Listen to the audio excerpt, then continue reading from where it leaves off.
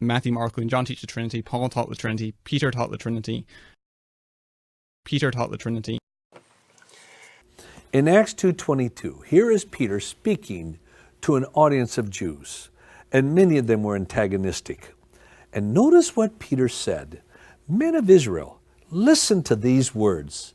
Jesus the Nazarene, a man, now get this, a man attested to you by God. Do you see? Up until then it was attested to us, we saw, we heard. Now he's throwing it back on their lap and said attested to you and to you and to you by God with miracles, wonders, and signs which could be confirmed by the five senses. Now notice what he says. Which God performed through him in your midst, just as you yourselves know.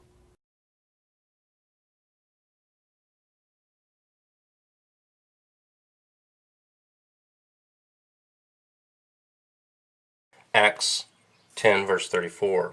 Then Peter opened his mouth and said, Of a truth, I perceive that God is no respecter of persons. But in every nation he that feareth him and worketh righteousness is accepted with him. And the word which God sent unto the children of Israel, preaching peace by Jesus Christ. Now if you look, he is Lord of all.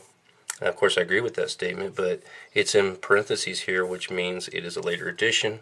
It may not have been written by the author of the book.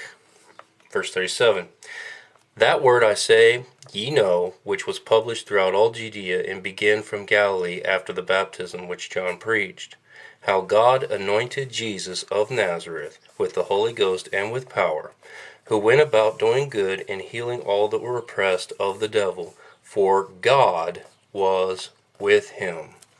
Now you look at verse 38 here. I want you to think about a Trinity. I want you to think about a deity of Christ.